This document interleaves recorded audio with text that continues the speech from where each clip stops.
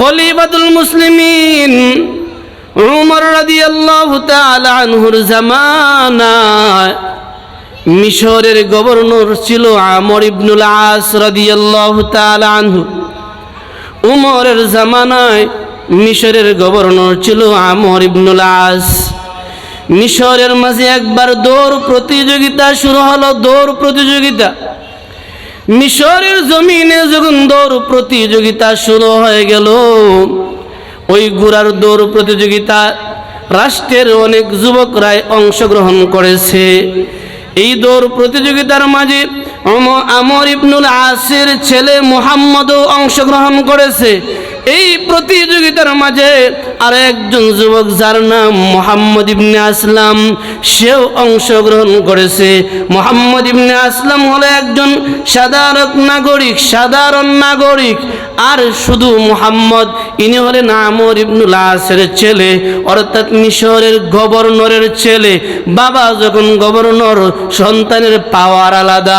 বাবা যখন চেয়ারম্যান, তার সামসারেরও পাওয়ার আলাদা, চেয়ারম্যানের সামসারও পাওয়ার আলাদা। তাহলে সন্তানের পাওয়ার তো আরো পাওয়ারফুল, বাবার চাইতে বড়।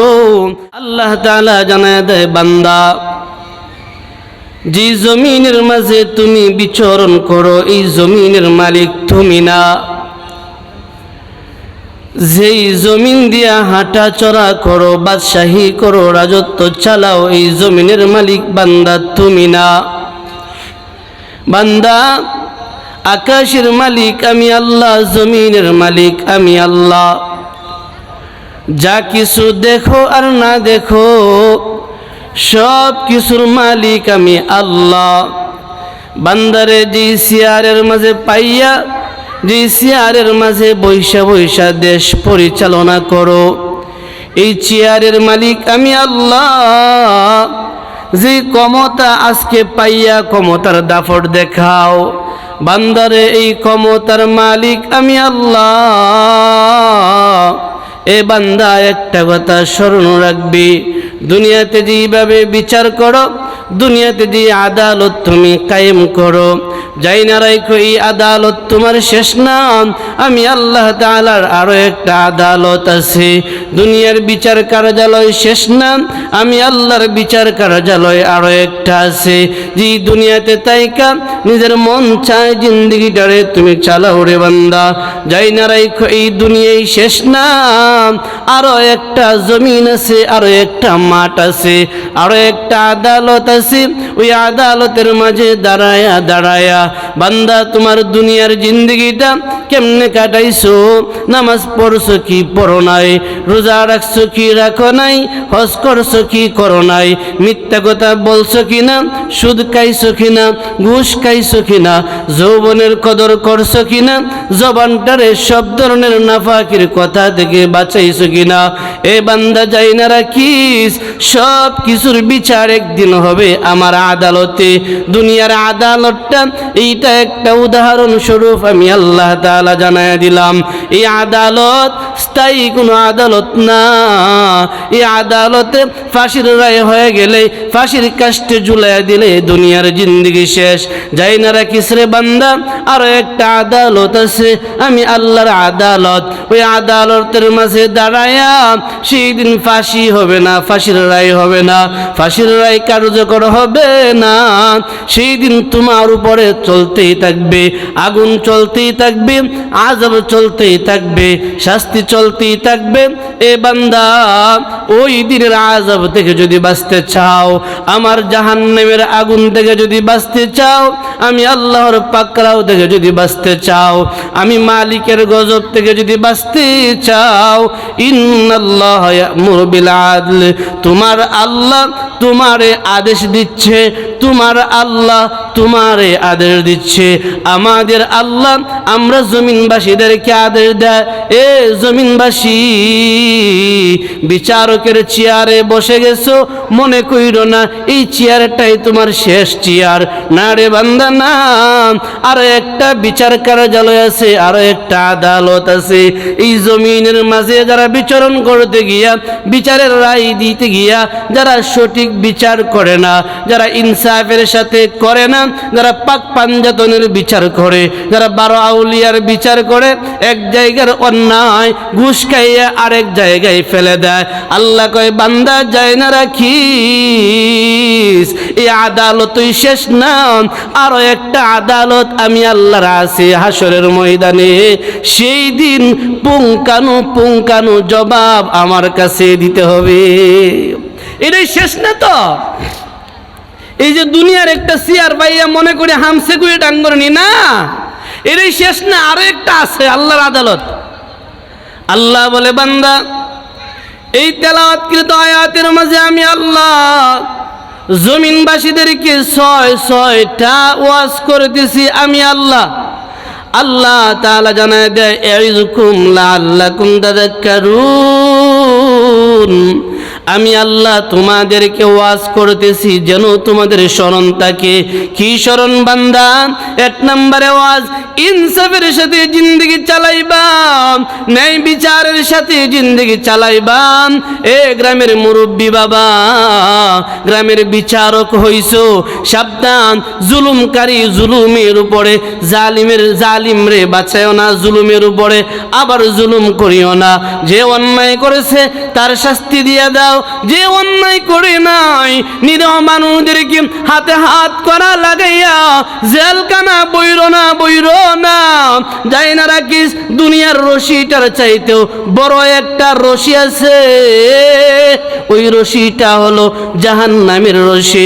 দুনিয়ার রশিটা যদি অন্যায়ভাবে একজন নির্দোষ মানুষের হাতে হাত করা লাগাইয়া দাও, যাই না রাইকো দুনিয়ার রশিটাই শেষ না, আরো একটা আছে, ওইটা হাসরের ময়দানে তোমার হাতেও আমার আযাবের ফেরেশতারা লাগায় দিবে। আল্লাহ বলে বান্দা ইন্নাল্লাহ ইয়া'মুরু বিল আদলি ওয়াল ইহসান, 1 নম্বরে জমিনে চলতে গিয়া ন্যায় বিচার করবা। সংক্ষেপে আপনাদেরকে জানায় দেই, নবীগণ আলাইহিস সালাতু ওয়াস সালাম যারা ছিলেন তারা ন্যায় বিচারের পক্ষে ছিলেন, ন্যায় নীতির উপরে তারা অটল ছিলেন। সাহাবায়ে কেরাম রাদিয়াল্লাহু তাআলা আনহুম আজমাইন যারা ছিলেন তারাও ন্যায় বিচারের পক্ষে ছিলেন, ন্যায় বিচারের উপরে অটল ছিলেন। ইতিহাস সাক্ষী দেয় খলিফাতুল মুসলিমিন উমর রাদিয়াল্লাহু তাআলা আনহুর জামানায় মিশরের গভর্নর ছিল আমর ইবনুল আস রাদিয়াল্লাহু তাআলা আনহু।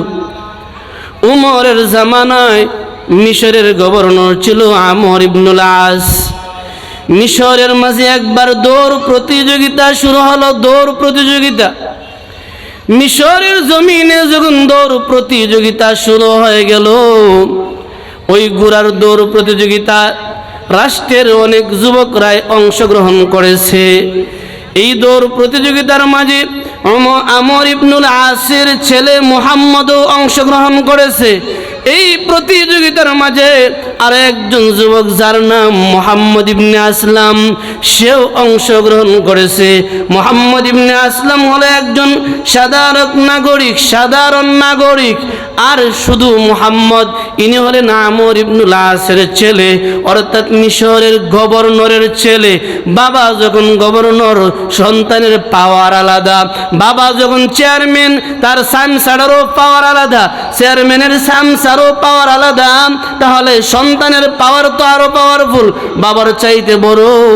আমর ইবনুল আসের ছেলেটা যখন ঘোড়ার দৌড় প্রতিযোগিতায় শরিক হয়ে গেল, মুহাম্মদ ইবনে আসলামও দৌড় প্রতিযোগিতায় শরিক হয়ে গেল।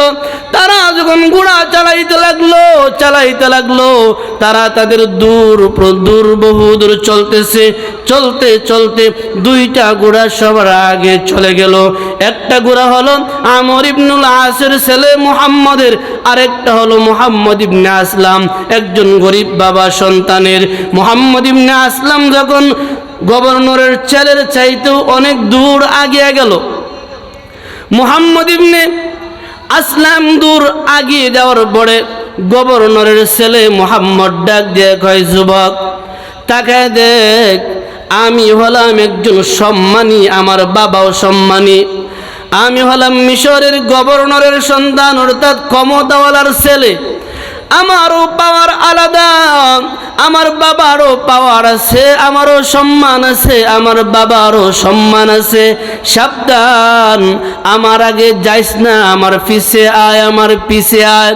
মুহাম্মদ ইবনে আসলাম বলে, পৃথিবীর মানুষেরা আমাকে যখন বলতেছে আমিও সম্মানী, বাবাও সম্মানী, আমি তার কথায় কর্ণ দেই নাই, আমি আমার দ্রুত গতিতে চলতে লাগলাম, দূর বহু দূর চলে গেলাম। সে আমার পিছনে আছে, পিছন থেকে তার চাবুক দিয়ে আমার পিঠে একটা বাড়ি মারছে। বাড়িটা দেওয়ার পরে পিঠ থেকে রক্ত সিট মেরে বাহির হয়ে গেল। ডাক দিয়ে কই, মুহাম্মদ ইবনে আসলাম একটা বাড়ি দিলাম, পিছনে আয়, না হয় আরো চাবুক মারবো।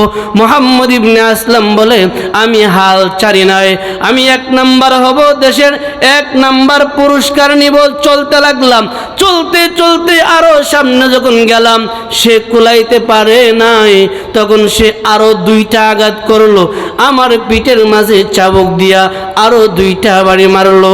জানেও পৃথিবীর মানুষেরা, একসাথে 3টা বাড়ি দেওয়ার পরে আমি অজ্ঞান হয়ে গেলাম, গুড়া থেকে ছিটকে পড়ে গেলাম, আমার গুড়াও দূরে চলে গেল, আমিও পড়ে গেলাম। এক পর্যায়ে রাষ্ট্রীয়ভাবে ঘোষণা হলো, গভর্নরের ছেলে মুহাম্মদ পুরস্কার পাইল, 1 নাম্বার পুরস্কার।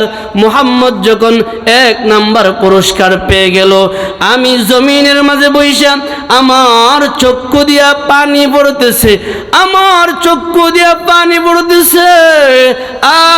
আজকে আমি গরিবের সন্তান বলে আমার পেটে চাবুক মারে, আজকে যদি আমি সম্মানের সন্তান হইতাম আমার পিঠে চাবুক মারতে পারতো না, আমি গরিব বলে আমার পেটে আঘাত করে। আমাদের অবস্থাটাও তাই, আমরা যারা গরিব আমরা বিচার পাই না, আদালতে গেলেও পাই না, গ্রামের মেম্বার চেয়ারম্যান এই চাইলচুর ডাইলচুরটির দ্বারাও পাই না, কারণ তারা চিন্তা করে টাকাওয়ালা আছে এখানে বিচারের রায় সেইখানে, গরিবদের দেয়া কিচ্ছু হবে না। এই চুরডি ওই যারা চাইলচুর ডাইলচুর ওরা আবার ভোট নেওয়ার সময় গরিবের পায়ে দইরা কয় একটা ভোট দেয়া ক্ষমতায় দিও। আজকে যারা নির্বাচন আসলে চাপাবাজি কইরা গরিবদের ভোট নেওয়ার পরে ক্ষমতার চেয়ার পাওয়ার পরে এই গরিবদের ভুলে যাবে। প্রত্যেকটা চাপাবাজ, প্রত্যেকটা বাটপার আল্লাহর আদালতে মিথ্যাবাদীর, চিটারির, বাটপারির আসামি হয়ে দাঁড়াতে হবে। আজকে গরিবদের বিচার নাই, টাকাওয়ালার পক্ষে সব বিচার। ও বিচারক, আল্লাহ কয় ইন্নাল্লাহ ইয়ামুরু বিল আদলি, সাবধান, টাকা পাইয়া রাইটারে ঘুরাইয়া দিও না। টাকা পাইয়া যদি রাইটা ঘুরাইয়া দাও, আমি আল্লাহর গজব দুনিয়ায় দেখবা, আমি আল্লাহর পাকড়াও থেকে বাঁচার কোনো পথ নাই। মুহাম্মদ ইবনে আসলাম বলে, ও পৃথিবীর মানুষেরা জানো, আমি জমিনের মাঝে পয়সা চেহারাটা নিজ দিকে নিয়ে কাঁদতে লাগলাম। আজকে আমি গরিবের সন্তান, গভর্নরের ছেলে আমারে আঘাত করে বিচার দিমু কই? কারণ চেয়ারম্যানের সাইমসা যদি ডাকাতি করে বিচারে দিব কাঁদতে, এটা তো বড় ডাকাত। আমার কথা জানি না বুঝেন কিনা, চেয়ারম্যানের সাইমসা যদি চুরি বাটপারি করে, চেয়ারম্যান তোর বড়রা, তাহলে বিচারটা দিবে কার কাছে? ওনার ভিতরে চিন্তা হলো, আমর ইবনুল আস হলো মিশরের গভর্নর, বিচার দিব কার কাছে যদি বিচার না পাই? কারণ বাবা হইয়া তো সন্তানের গায়ে চাবুকের বাড়ি দিবে না, বাবা হইয়া সন্তানের গায়ে চাবুকের বাড়ি দিবে না। ইতিহাস সাক্ষী দেয়, পৃথিবীর কোনো বাবা, এমন ইতিহাসে এমন কোনো ঘটনা নাই কোন বাবার চোখের সামনে সন্তানের গায়ে পিপিলিকা কামড় দিবে কোন বাবা বরদাস্ত করতে পারবে না। মুহাম্মদ ইবনে আসলাম বলে, জানো পেরেশান হয়ে গেলাম, বিচারটা দিব কার কাছে, বিচারটা দিব কার কাছে, বিচার কার কাছে দিব। এক পর্যায়ে চিন্তা করলাম মিশরের আদালতে বিচার দিয়া লাভ নাই, মদিনায় চলে যায়, ওমর আছে সুবহানাল্লাহ, মদিনার জমিনের বিচারক ওমর, তার কাছে গেলে হয়তোবা ন্যায় বিচার পাবো, ইনসাফের সাথে বিচার পাবো। কয়েকদিন অতিক্রম করে, কয়েকদিন মুসাফিরের হালত দেখে উমরের আদালতে আইসা দাঁড়ায়া, উমরের আদালতে দাঁড়াইয়া উমরের সালাম দেয়। উমর বলে, যুবক তোমার বাড়ি কই, কি তোমার পরিচয়, কোথায় থেকে আসলা, কেন আসলাম? বলে, ও খলিফাতুল মুসলিমিন, আমার বাড়ি হলো মিশর, মিশর থেকে দূর, বহু দূর, প্রায় 400 কিলোমিটার রাস্তা, প্রায় 400 কিলোমিটার রাস্তা পাড়ি দিয়া আপনার আদালতে আসলাম একটা বিচার দেওয়ার জন্য। উমর বলে, কেন মিশর কি আদালত নাই? মিশরের গভর্নর আমর ইবনুল আস কি নাই? বলে, আছে। উমর আবার বলে, উনি যদি তাকে, ওনার কি আদালত নাই? বলে, আছে। তাহলে বিচার ওই জায়গায় দিল না কেন? যুবকটা চিল্লানি দিয়ে কই, উমর এই জায়গায় আমি বিচার দেই নাই এই জন্য, সন্তানের অপরাধের বিচারটা বাবার কাছে দিব, যদি বাবা নেই বিচার না করে এই বয়ে দেই নাই। কি বলো, বাবা হইয়া সন্তানের বিচার করবে না? একটা কথা বললা। জানো মিশরের গভর্নর কে, তোমার কি জানা আছে? বলে, হ্যাঁ জানা আছে, স্বয়ং নবীর হাতের গড়া সাহাবী। কন্যা সুবহানাল্লাহ, নবীর হাতে গড়া সাহাবী। ওই সাহাবী বিচারে উল্টা পাল্টা করতে পারে না, বিচার দিতে আসলাম, বিচার দিতে আসিলা, দেও নাই, বলো কি বিচার? বলো, উমর আমার পিঠের কাপড়টা আমি সরাইয়া দিলাম, আমার পিঠের কাপড়টা আমি সরাইয়া দিলাম, আমার পিঠের কাপড়টা সরাইলাম, আমার পিঠে দেখেন রক্ত প্রবাহিত হচ্ছিল, দাগ আছে। কাপড়টা সরানোর পরে উমর দেখতেছে 3টা বাড়ির দাগ যেন চামড়া কাইটা, গুস্তু কাইটা গেছে, রক্ত বাহির হচ্ছে। উমর চিল্লানি দিয়ে কয়, আল্লাহর জমিনে বুঝি এত পাষাণ নির্দয়াশীল মানুষ হয়? আল্লাহর জমিনে বুঝি এত পাষাণ হয়? বলো কি বিচার, কি অপরাধ? বলে, আমি একজন গরিবের সন্তান, প্রতিযোগিতায় 1 নাম্বার হইতে চাইছিলাম।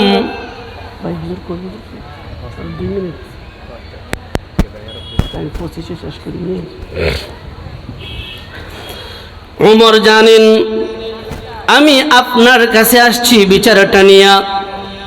আমরা যখন দৌড় প্রতিযোগিতায় ছিলাম, আমি 1 নাম্বার হয়ে যাব, ঠিক এমন সময় গভর্নরের সন্তান আমার পিছন দিক দিয়া ডাক দিয়া কয়, এ মুহাম্মদ ইবনে আসলাম, তোর বাবা সম্মানী না আমার বাবা সম্মানী? তুই সম্মানী না আমি সম্মানী, কারণ তুই একজন সাধারণ নাগরিক আর আমার বাবা হলো মিশরের গভর্নর। তুই যদি 1 নাম্বার পুরস্কার নিয়ে নিস তাহলে আমার বাবার ইজ্জত যাবে, 1 নাম্বার পুরস্কার তুই নিয়ে নিলে আমার ইজ্জত যাবে। ও পয়গম্বরের খলিফা, আমি তার কথায় করোনা দেই নাই, 1 নাম্বার পুরস্কার নেওয়ার জন্য দৌড়তে লাগলাম। সে আমার গায়ে লাগাতার 3টা বাড়ি দিল, গোড়া থেকে ছিটকে পড়ে গেলাম, বিচার দেওয়ার জায়গা পাই নাই, আপনার কাছে আসলাম। উমর বলে, এরে মুসলমান যুবক, এ মুহাম্মদ ইবনে আসলাম, ইন্নাল্লাহা ইয়া'মুরু বিল আদলি ওয়াল ইহসান, এই আয়াতটা কি তুমি কোরআনের মাঝে পড়ো নাই? বলে, হ্যাঁ পড়লাম। এ মুহাম্মদ ইবনে আসলাম, এই আয়াতটারে সামনে রাখো, আল্লাহরে সাক্ষী রাখো, আমি ওয়ারদ জাহানের খলিফা, তোমারে ওয়াদা দিচ্ছি আল্লাহর কোরআন অনুপাতে 100 বিচার আমি ওমর আদায় করব। কেন? আমি যদি তোমার বিচার জমিনে না করি, আজকে যারা বিচারক বাবারা শুনেন, যারা বিচারক হন শুনেন, আপনার বিচারও একদিন হবে। আজকে যারা জমিনের বিচারক, গ্রামের বিচারক, তারাদেরও কিন্তু একদিন বিচার হবে আল্লাহর আদালত। উমর বলে, এ মুহাম্মদ ইবনে আসলাম, জানোনি আজকে যদি জমিনে তোমার বিচারটারে আমি পরিপূর্ণভাবে না করি, তোমার বিচারটা, আমি উমরও কিন্তু একদিন বিচারের কাঠগড়ায় দাঁড়াতে হবে। আজকে যদি তোমার বিচার পরিপূর্ণ আমি উমর না করি, আমার বিচার আল্লাহ করবে। সুতরাং তোমার বিচারে 2 নাম্বারে কইরা আল্লাহর আদালতে কাঠগড়ায় আসামি হতে পারবো না। সত্যিই আজকে যারা আমাদের বিচারক, গ্রামের বেশিরভাগ বিচারক, সুনামগঞ্জে না বাংলাদেশের বেশিরভাগ বিচারক মদকা, বেশিরভাগ বিচারক গাঞ্জা খা, বেশিরভাগ বিচারক চুরি করে, বেশিরভাগ বিচারক পকেট বইরে বিচারক হয়, বেশিরভাগ বিচারক একটা সাকায় রায় বদলায়, বেশিরভাগ বিচারক চুরি করে, বাটপারি করে, সন্দেহ নাই।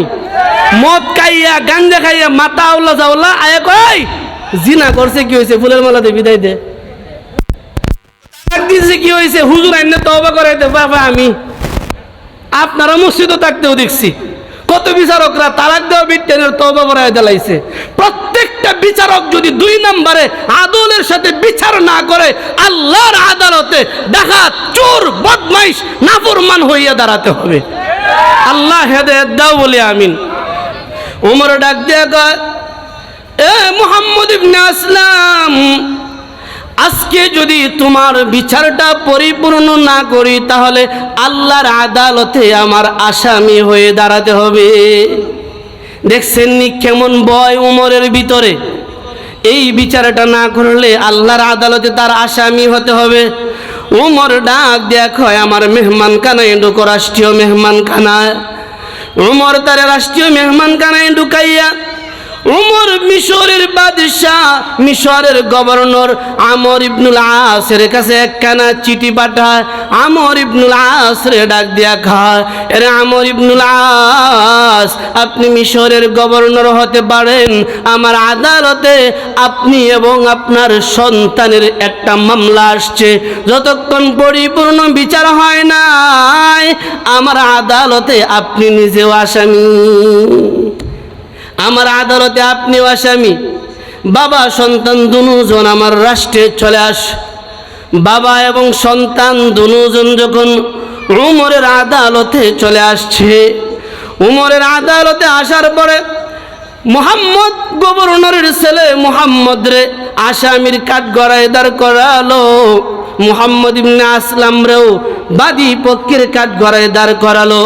মুহাম্মদ মিশরের গভর্নরের ছেলের ডাক দিয়া খায়, এ যুবক, তুমি কি ওই যুবকরে চিনো? বলে হ চিনি। কেমনে চিনো? বলে 3টা বাড়ি মারছিলাম, 3টা বাড়ি মাইরা আমি 1 নাম্বার হয়ে গিয়েছিলাম। 1 নাম্বার হইয়া আমি রাষ্ট্রীয় পুরস্কার নিয়ে গিয়েছিলাম। বলে তুমি সজ্ঞানে বলছো নি বাড়ি দিছিলা? বলে হ সজ্ঞানে বলছিলাম। জানো নি ইন্নাল্লাহ ইয়া'মুরু বিল আদলি ওয়াল ইহসান, এই যে প্রতি শুক্রবারে দ্বিতীয় খুতবায় শেষ আয়াত পড়ার পরে আমরা দাঁড়ায় যাই। উমর বলে এই আয়াত পড়ছো নি? বলে হ পড়ছি। এই আয়াত মতে বিচারের রায় হলে তুমি মানবানি? হ মানবো, কোনো সন্দেহ নাই। আল্লাহ তোমার কুদরতি পায়ে ধরি আমাদের কেউ কুরআন ও হাদিস মতে আদল ও ইনসাফের সাথে রাষ্ট্র গড়ার মতো, নিজেদের জিন্দগি চালানোর মতো তৌফিক দান করো সবাই বলে আমিন।